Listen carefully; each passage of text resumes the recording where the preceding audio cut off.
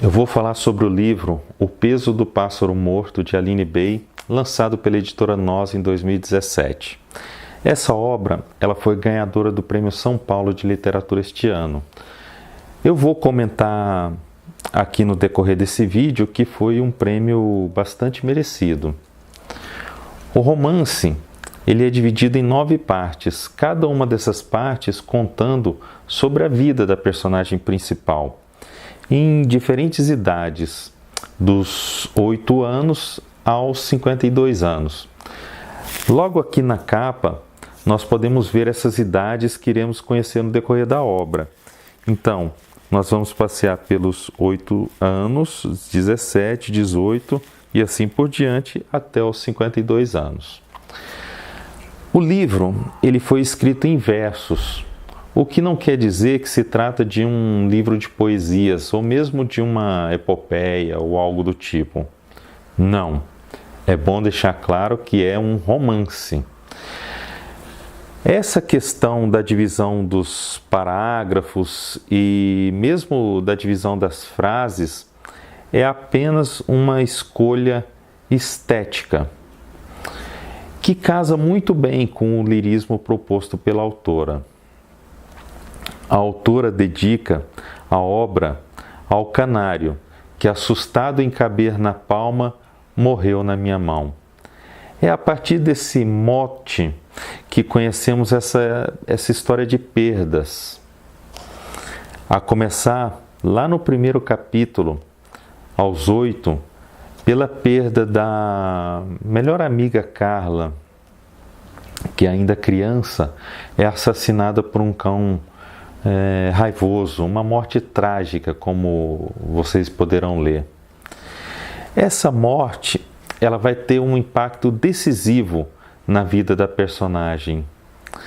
A tentativa desesperada por uma explicação. O que é a morte? Essa narradora de 8 anos se pergunta.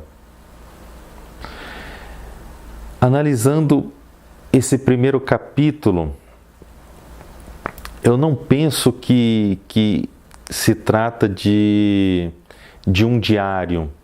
Não é a personagem colocando em forma de romance 9 diários, cada um escrito em determinado momento da vida. Não. Eu acho que é uma adaptação ficcional de fatos ocorridos.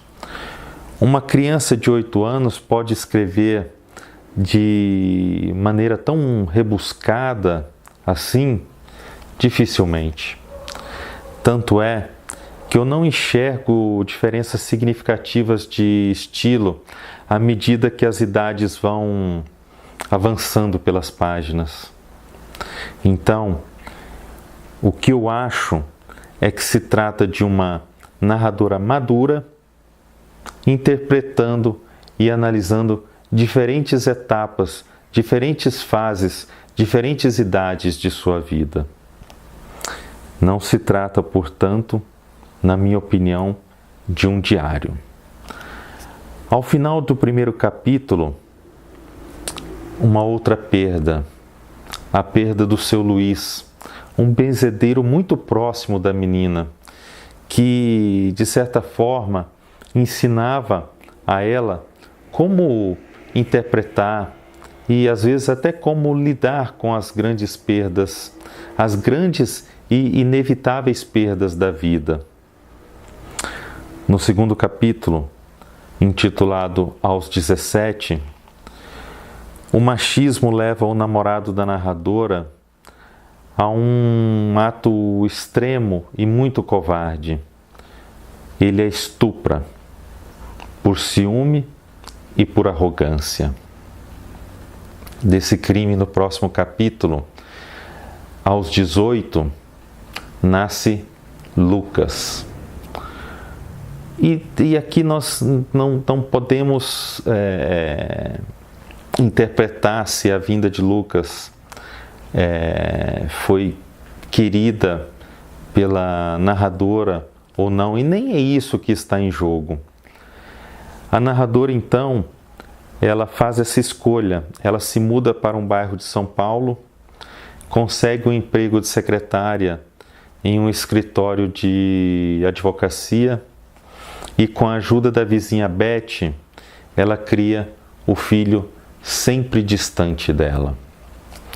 No capítulo aos 28, a mãe descobre que o menino Lucas anda matando passarinhos e, ao lhe chamar a atenção, termina por lhe dar um tapa no rosto. Esse tapa, conforme nós poderemos ver, ele é decisivo no relacionamento entre os dois. É o peso desses pássaros mortos materializado em um tapa que torna qualquer tentativa de aproximação entre mãe e filho impossível. É a ruptura definitiva entre os dois. Aos 37, Beth morre e Lucas se muda para Ouro Preto para cursar história e seguir a sua vida. Nesse capítulo, a narradora resgata um velho cachorro e o leva para sua casa. Ela dá um nome a esse cachorro de Vento, e ele será o companheiro da narradora até a morte dela. A autora, no decorrer dessa narrativa, usa não só de metáforas muito poderosas, de separações inusitadas de frases e parágrafos, dando uma cadência muito peculiar ao texto, mas ela usa também de outros recursos gráficos, como palavras em itálico e até outras palavras se iniciando com letras maiúsculas. Lembrando que a autora escreve o romance quase inteiro em letras minúsculas, a não ser algumas poucas palavras escolhidas, nas quais ela usa a primeira letra maiúscula. A escolha, em um primeiro momento, parece ser aleatória, mas não é. Eu vejo duas interpretações para que as palavras comecem com essas letras maiúsculas. Uma é fazendo um paralelo com o alemão. Em alemão, algumas palavras iniciadas com letra maiúsculas, elas podem até ter significado distinto dessas mesmas palavras iniciadas com letras minúsculas. 2. É como se a autora ou a narradora quisesse dar um destaque a essas palavras, uma ênfase, uma importância ao termo. Eu vou ler para vocês o trecho em que a narradora fala do estupro, porque eu considero uma boa amostra do que é a literatura de Aline Bay e também pelo tema, que é um tema muito caro e muito importante para nós no Brasil atual. Quando alguém tocou a campainha, acordei. Olhei quem era pela janela do quarto e vi o Pedro, lá embaixo, que me viu também e disse: "Eu quero conversar com você." Meu ar fugiu do peito, tentei me arrumar rápida no espelho, joguei o cabelo para o lado, passando perfume em lugares estratégicos. Ele estava calmo.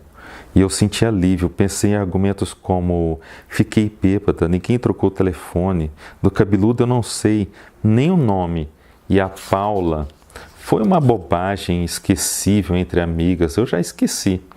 Desci as escadas correndo num quase tropeço. Quando abri a porta, o Pedro tinha uma faca que colou no meu pescoço. Meu grito morreu no estômago, junto com o chute que ele me deu.